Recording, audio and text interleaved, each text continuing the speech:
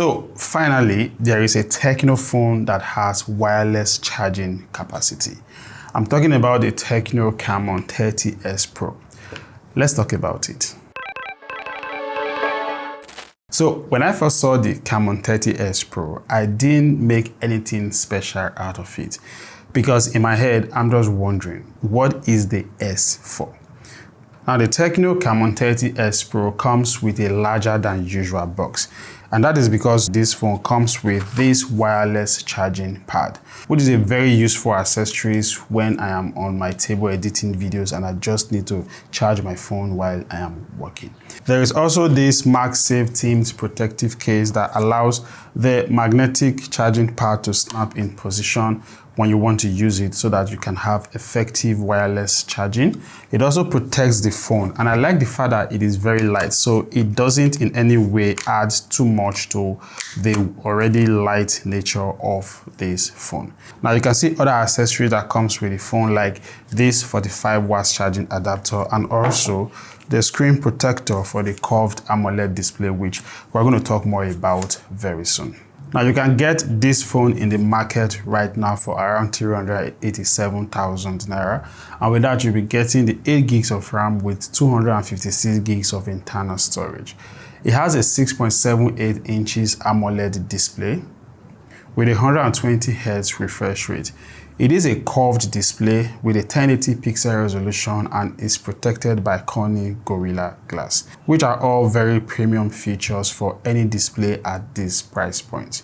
Now let's talk about this camera design, which for me it's very interesting because it's like TECNO wants you to know all the specs of this camera at first glance, so they listed it all around the phone. It has a 50 megapixel Sony IMX896 camera lens, a 2 megapixel depth sensor, an auxiliary lens, and also a flashlight.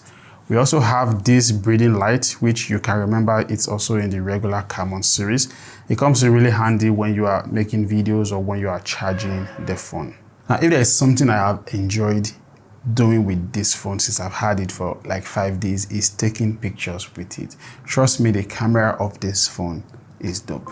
It captures images with so much details and sharpness that has left most of my friends wondering if really this is a TECNO phone. Now also take note that these pictures were taken in the evening in conditions that I would say are less than ideal when it comes to how it should lit up, but at this point I will just keep quiet and show you guys some of the pictures.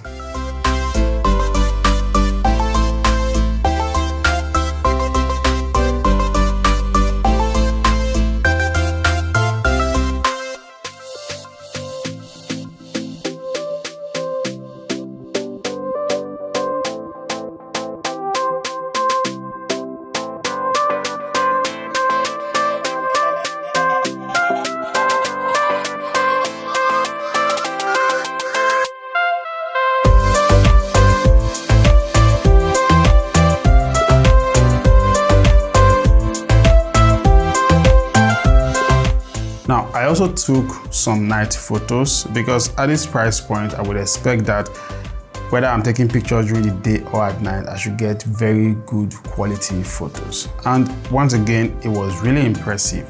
The amount of details, the fact that the colors were still correct even at night and in low lighting conditions, everything just made the camera of this phone very close to perfect. Now, the front camera is also a 50 megapixel sensor, and the selfies did not disappoint. Now, whether you're taking those selfies in regular or portrait mode, they all came out really, really good. What I was perhaps disappointed when it comes to the camera of this phone is the fact that I can't shoot videos at 4K quality. The best I can get is 2K quality, and for me, really, that is a huge letdown. And this applies to both the front and the back cameras. However, here is what videos look like for the back cameras at 1080p and 2K. What do you think about the quality? Let me have your thoughts in the comment section below. There is also the dual video mode that lets you use both the front and the back camera at the same time. The quality is 1080p, and that means you get very good quality, and for me, it is pretty cool. But still, let's dwell a little more on the cameras. But this time around, we are going to be talking about the interface and the app to see some of the features that it comes with. Now, the most prominent one would be the AI eraser that, as you already know, it lets you remove even multiple subjects from a photo. And for what you can look at right now, I think it does a very effective job. And also, when taking pictures, you can actually select 3 different color tones. So you choose one you really want at a particular point in time. And in portrait mode, the zoom selection is in millimeters, making it look like a digital camera. Here is a sample of an image I took in 23, 35, and 50 millimeter. What do you think about the quality of the pictures? Just as usual, let's talk in the comments below. Now, there is also a vlog mode in the camera of this phone that, as the name suggests, comes in handy when you want to take lots of short videos in, say, your vacation or location wherever you are. And then it uses AI to like integrate all of this short video together into a single nice looking video with cool transitions and good music on delay. Just kind of like spice it up a lot. So really, when it comes to the camera of this phone, I would say is the biggest selling point for me because really it is packed. Now let's switch to the chipset or the processor that powers this phone, and that is the Helio G100. It's a very new chipset, and that made me kind of like really curious. I just want to know how much better is it when you compare it to the Helio G99 that we have in the regular Camon 30. Now, I did a bit of research and discovered that it is just 7% better. So it's not like it's very significant. However, what is significant about the processor is the fact that it supports 200 megapixel camera lens and 2K display resolution, both of which features are not available on this phone. So I honestly don't understand the choice. Like, why use a processor that you can't maximize its features? It just doesn't add up. Well, for everyday use and gaming, it's a very good processor. Here are the Geekbench and the Antutu scores, and they are quite good. All of your high graphics games can play very well, including Call of Duty Warzone, which just needs 8 gigs of RAM, and that's exactly what this phone has. TECNO also promised 2 years of software updates, which is kind of like an icing on the cake because that means for the next 2 years, your phone will be fully optimized, which is pretty cool. But what has my software experience been like since I've been using this phone personally? I think iOS has come a long way in terms of functionality. There are lots of it that just makes using this phone much easier, like floating windows and smart panels and the likes. Now, the dynamic port also has improved because we now have more functions. And even when I was making calls, I was able to record calls or use speech enhancement in a case where I'm in a very busy and noisy environment.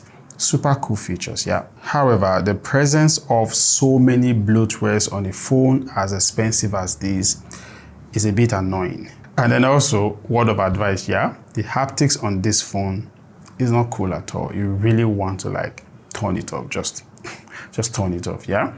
Inside of this phone is a 5000 mAh battery that supports 45 watts wired charging, and like you already know, a 20 watts wireless charging. The battery management of this phone is excellent. I got way more than 8 hours screen on time until when my battery got to 20%. And using the 45 watts charger, it took me less than 45 minutes to get it from 20% back to 80%, which is the threshold I like to leave my battery when I'm using it. And yeah, in case you're wondering if the wireless charging capabilities can work in non-magnetic, regular, third-party OEMs, yeah, it can. Now, the under-display fingerprint scanner or sensor is properly positioned in my opinion, and the phone also sports an eye arrow blaster that you can use to control your electronics at home. It also has an IP53 water splash and dust rating, which is very protective.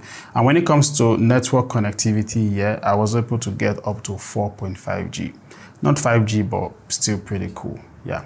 Now, the last but not the least detail I will mention, which is not surprising, but really is worth mentioning because it's there, is the fact that we have dual stereo speakers. And honestly, they sound really good. Along with NFC for contactless payments for those who can do stuff like that. So, what is my take on this phone? if I have the regular Camon 30, the only thing I'm definitely missing out on is the wireless charging capability, the obviously improved processor, and the camera. So yeah, if I decide to go for this, it will be a worthy upgrade. Other phones that you can consider within this price point includes the Galaxy A25. But if you want to stick to the 400k budget, with that amount of money, you'll be getting 6 gigs of RAM and 128 gigs of internal storage. So you're already losing out on more RAM power and more storage. Let's not even talk about other features like the wireless charging and other accessories that are not found inside any Samsung packaging box. Yeah, so with all of this, I can tell you that the TECNO Camon 30s Pro is worth every single nickel you will be spending on it. So if you enjoyed this review, then don't hesitate to give the channel a subscription, because it's going to go a long way to help us grow. And of course, like this video so that more people get to see it on YouTube. I already have a review for the regular TECNO Camon 30 and the TECNO Camon 30 Pro, so you can watch that to just give you a balanced idea of how good or not so good this phone is. Thanks for watching. I'll see you in my next video. Peace out. Cheers.